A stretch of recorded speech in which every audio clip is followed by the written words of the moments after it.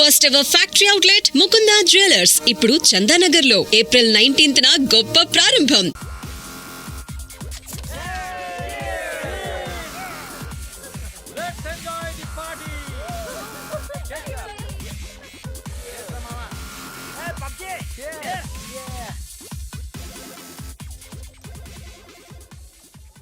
ఏంటి సిద్ధు గారు, love set అయింది, మరి పెళ్ళెప్పుడు? ఇంకొంచెం టైం ఉంది. మరి నీదెప్పుడు? నా బాయ్ ఫ్రెండ్ గ్రీన్ సిగ్నల్ ఇచ్చాక. మరి నీది? నేను ఇస్తాక సిగ్నల్ వాడేందుకు? నీకు నేను కాదు, ఒక అమ్మాయి ఉంది, తనైతే కరెక్ట్. అమ్మాయా? ఎవరు? మా ఇంటి పని మనిషి. పని మనిషా? నీకు అదే ఎక్కువ. దీనికి అన్ని ఎక్కువేరా. హారికేదరా ఇంకా రాలేదు. హారిక రే, అది కూడా మాటలోనే వచ్చేస్తుందిరా.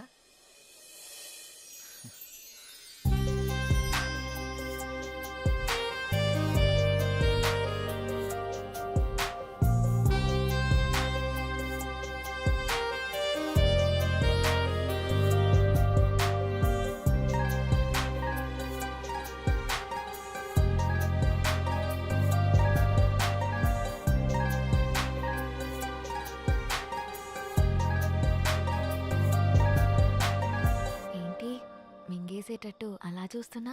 ఈరోజు చాలా బాగున్నావు హారిక. అంటే? చాలా కొత్తగా ఉన్నావు. కొత్తగా అంటే? ముద్దొచ్చేలా. అవునా? అయితే ముద్దు పెట్టుకో. ఇక్కడ? ఇక్కడే. ఇంతమంది ముందా? అవును, అమ్మాయిల నుండి అప్పుడప్పుడే బంపర్ ఆఫర్స్ వస్తూ ఉంటాయి. ఎలా ఇంతమంది ముందు? నీకు క్లూ ఇస్తా. ఏంటి? ఇప్పుడు టైం ఎంత? 8:58. ఇంకో 2 minutes లో ఫేస్ చేంజ్ అవుతుంది ఏరియాలో. ఫేస్ చేంజ్ అవ్వడానికి 30 seconds పడుతుంది. ఆ టైంలో నువ్వు పెట్టేసుకో. కరెంటు ముందే వచ్చేస్తే? మన సినిమాని అందరూ చూస్తారు. వద్దు. సరే, నీ ఇష్టం. ఇష్టమైతే పెట్టుకో, ఇందులో నా బలవంతం ఏం లేదు. లవర్స్ ఏదో సీక్రెట్ గా మాట్లాడుకున్నారు. మీ సిత్తు అందరి ముందు నన్ను ముద్దు పెట్టుకుంటానని ఛాలెంజ్ చేశాడు. రే, నువ్వు రొమాంటిక్ అని తెలుసు కానీ ఇంత రొమాంటిక్ అని ఇప్పుడే తెలిసిందిరా. రే అది కాదురా. అయినా ఇంతమంది ముందు ఎలా పెట్టుకుంటావురా? నేను కూడా అదే ప్రశ్న అడిగాను జాంగ్రీ. 9 గంటలకి కరెంట్ పోతుంది, మళ్ళీ రావడానికి 30 seconds టైం పడుతుంది, ఆ గ్యాప్ లో పెట్టేస్తా అన్నాడు. అంత మాట అన్నాడా? నువ్వు మామూలుడు కాదురా. సరే సరే, మీ పాటలు మీరు పాడండి, నేను ఆ పక్కెళ్ళి తింటాలే. రే అది కాదురా. 9 గంటలకి అని చెప్పావు కదరా. కానీ కానీ వాడికి ఎందుకు చెప్పావు? ఆడియన్స్ ఉండాలి కదా. నంబర్ 4 ఇప్పుడే బీరేశాను. ఇక మనకు చికెన్ డిన్నరే తిన్నారు. బాత్రూమ్ పోయేస్తానే. సరే. ఏ నెంబర్ 4, ఎప్పుడు ఆ పబ్జీ అనా? మరే నీకు ఇంట్రెస్టింగ్ లైవ్ గేమ్ చూపిస్తా. ఏంటది? ఏ జుమాన్జీ, అక్కడ హారికన్ సిద్ధు ముద్దు పెట్టుకుపోతున్నాడు. అవునా? నీ గడ్డం మీద ఒట్టు. గట్టిగా స్కోపేశాడు కదా. ఏంటేసేది? వాళ్ళిద్దరు గాని ముద్దు పెట్టుకుంటే నేను 7 o'clock బ్లేడ్ తో నా పేక కోసుకుంటా. నువ్వు బ్లేడ్ రెడీ చేసి అక్కడ పెట్టరా సమరంగా. నేను తెచ్చి పెడతా గానీ ముందు అక్కడ చూడు. చూస్తా. Your time starts now. 10, 9. అన్నా ప్రసాద్ అన్న, ఎక్కడికి వెళ్ళావురా? బాత్రూమ్ అని చెప్తుంది కదనే. మళ్ళీ ఎక్కడికి వెళ్ళు, డిస్టర్బ్ చేయక నన్ను. 5, 4. అన్నా వెనక నుంచి చోటు చంపిండే. చంపని చావు, అక్కడికే పో. 1, boom.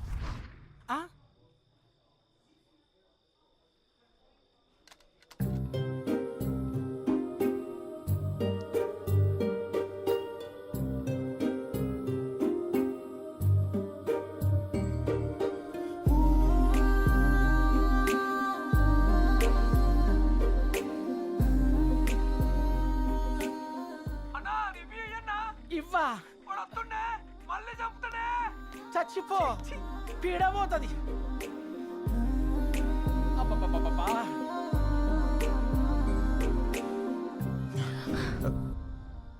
ఎవడ్రా పవర్ ఆన్ చేసింది? రే 7 o'clock పెట్టాడుగా, బ్లేడ్ తో కోసుకుంటావా? ఏంటి కోసుకునేది? ఆవేశంలో ఉన్నప్పుడు ఎన్నెన్నో అంటుంటాం. కోసుకుంటావా ఏంటి? అది నా పేరు. సారీ, అడబెట్టు. నంబర్ 4, ఇక్కడ మటన్ డిన్నర్ అయిపోయింది, ఫిష్ డిన్నర్ రెడీయా? నంబర్ 4 చచ్చిపోయినా already. Oh my PUBG.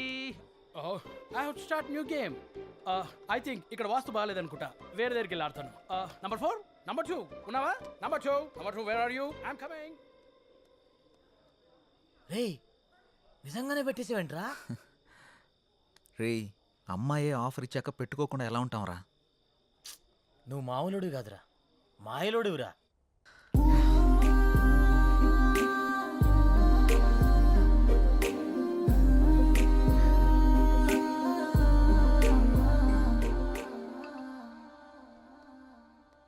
Surendra sir మన ఫస్ట్ లుక్ పోస్టర్ లాంచ్కి ఏర్పాట్లన్నీ పూర్తయినట్లేనా? అవుతున్నాయి సార్. శ్రేయాస్ మీడియా వాళ్ళు బాగా చేస్తున్నారు. వాళ్ళుండగా మనకి ఏ టెన్షన్ లేదు సార్. Hi sir. రాసిద్దు కూర్చో. ఏంటి ఎలా ఉన్నావు? బాగున్నాను సార్. సార్ ఇందులో మూవీ ప్రమోషన్కి సంబంధించిన కొటేషన్ ఉంది, మీరు ఫ్రీగా ఉన్నప్పుడు ఒకసారి చదవండి సార్. ఓకే. సిద్ధు, మొన్న నువ్వు ప్లాన్ చేసిన ఇంటర్వ్యూకి చాలా మంచి రెస్పాన్స్ వచ్చింది. చాలా మంది డిస్ట్రిబ్యూటర్స్ ఫోన్ చేసి మేం కొంటాం అని అడుగుతున్నారు. ఓహ్, బట్ నేను అమ్మదలుచుకోలేదు, ఎందుకంటే సినిమా బాగా వచ్చింది కదా. Okay. ఫోన్ రిలీజ్ చేద్దాం అనుకుంటున్నాను. ఎలాగైనా మీరే ఈ సినిమాని బాగా ప్రమోట్ చేసి పెట్టాలి. తప్పకుండా సార్, మా నుండి ఎంత చేయాలో అంత ఎఫర్ట్స్ పెడతాం. ఫస్ట్ లుక్ ఎప్పుడు అనుకుంటున్నారు సార్? నెక్స్ట్ వీక్ చేసేద్దాం. మా సురేంద్ర ఫస్ట్ లుక్ పంపిస్తాడు, అది రాగానే ప్రమోషన్ స్టార్ట్ చేద్దాం. ఓకే సార్, ఇంకా నేను బయలుదేరుతాను. ఉంటాను sir. Good luck. Thank you sir.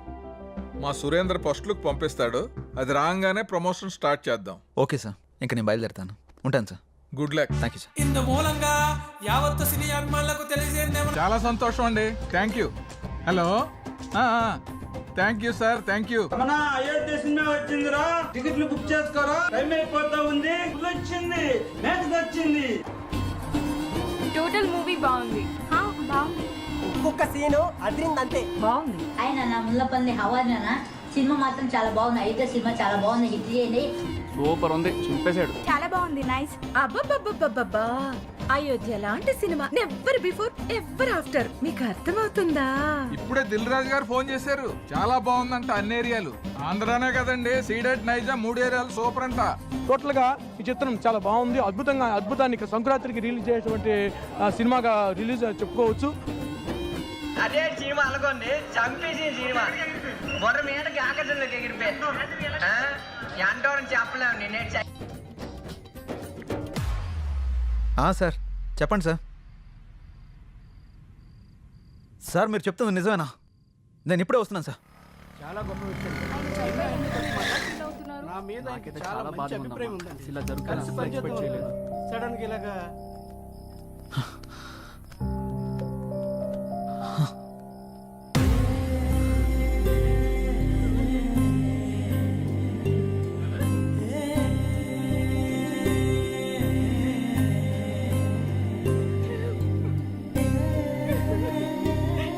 ఏం జరిగింది సార్?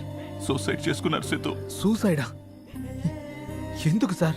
సినిమా రిలీజ్ అయిన రోజే హెచ్డి ప్రింట్ పైరసీ బయటకు వచ్చేసింది.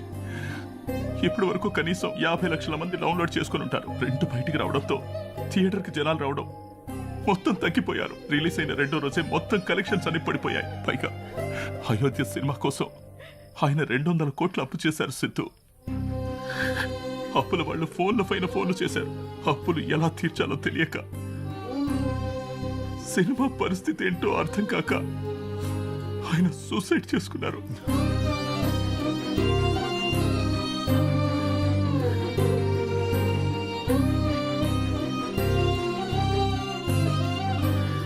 ప్రొడ్యూసర్ సత్యానంద్ గారి హఠాత్ మరణానికి సినీ ప్రముఖులు తీవ్ర దిగ్భ్రాంతికి లోనవుతున్నారు.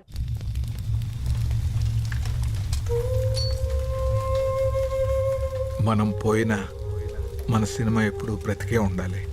నా ఊపిరి ఉన్నంత వరకు సినిమాలు తీస్తూనే ఉంటాను, సినిమాలు తీస్తూనే పోతాను. పదరా రే, అందరూ వెళ్ళిపోయారా? పదరా. అంత మంచి మనిషి ఇంత సడన్గా చనిపోవడం ఏంట్రా?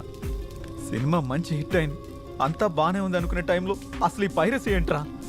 అసలు ఆ సినిమా బయటికి రాకపోయింటే ఆయనకి డబ్బులు వచ్చేవి, ఆయన బతికేవాడు కదరా.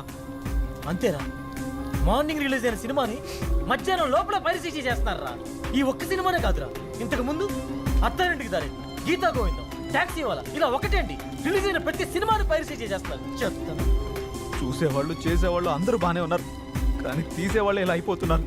ఇన్ని రోజులు నాకు ఏదో చేయాలన్న వెళుతుండేది, కానీ ఇప్పుడు నాకేం చేయాలో క్లారిటీ వచ్చింది. దీని వెనకాల ఉన్న ఏ ఒక్క నా కొడుకుని వదిలిపెట్టేదే లేదు.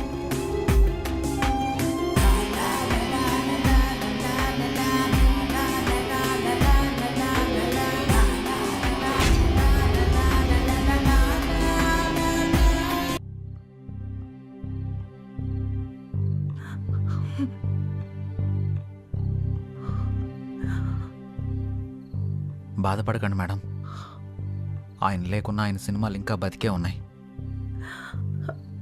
మా ఆయన చిన్నప్పటి నుండి నాకు బాగా తెలుసు. 10 ఏళ్ల వయసున్నప్పుడు సినిమా మీద అభిమానంతో థియేటర్లో సినిమా టికెట్లు ఇచ్చే పని చేసేవారు. ప్రతిరోజు సినిమా చూడొచ్చు అని. ఆయన తీసిన మొదటి సినిమా ఫ్లాప్ అయ్యాక మనకి సినిమాలు కలిసి రావు అని నేనెంత చెప్పినా వినకుండా ఉన్నదంతా అమ్మేసి రెండో సినిమా తీసి సక్సెస్ అయ్యారు. 350 కోట్లతో సినిమా తీస్తాను అన్నప్పుడు ఎందుకండి రిస్క్ అని అడిగాను. కథ నచ్చింది, ఖచ్చితంగా ఆడొద్దని అప్పు చేసి మరీ తీశారు. రిలీజ్కి ముందు టెన్షన్ పడుతుంటే ఎందుకు తీయడం, ఎందుకు ఇలా టెన్షన్ పడటం అని అడిగాను. సినిమా తీయడం ఒక అదృష్టం, అది అందరికీ రాదు. అందులో ఉన్న ఆనందం చేసేవాడికి మాత్రమే తెలుస్తుంది అని అనేవారు. కానీ చివరికి ఆ సినిమా కోసమే తన ప్రాణాన్ని తీసుకున్నాడు బాబు.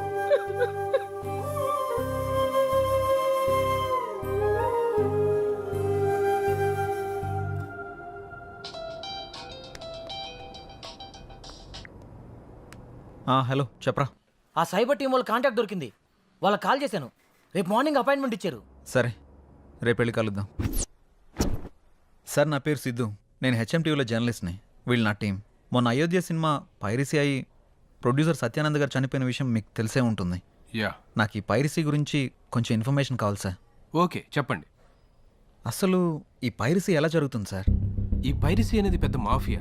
ఇది చాలా రకాలుగా జరుగుతుంది. ఈ థియేటర్స్తో లింకులు పెట్టుకొని వాళ్ళు థియేటర్లో రికార్డ్ చేసి దాన్ని వెబ్సైట్లో అప్లోడ్ చేస్తారు.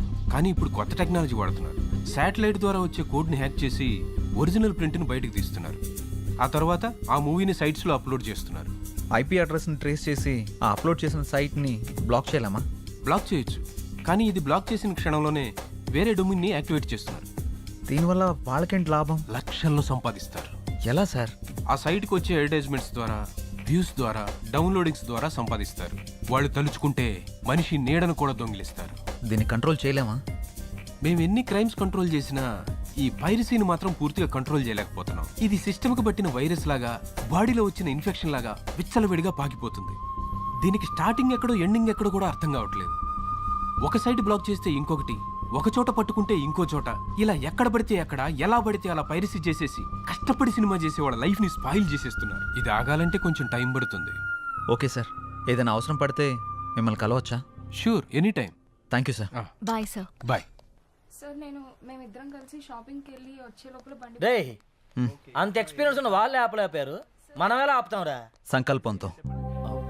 రావణాసురుడు సీతను ఎత్తికెళ్ళిపోయాక సీత పోతే పోయిందని రాముడు ఊరుకున్నాడా? హనుమంతుడి సాయంతో రావణాసురుడిని చంపి మరీ సీతను తెచ్చుకున్నాడు. అంటే ఇప్పుడు నువ్వు రాముడు, ఆయన హనుమంతుడా? ఏదైనా కావచ్చు, యుద్ధం మొదలు పెట్టాక ముందుకెళ్లాల్సిందే. ఒక పని చేద్దామా?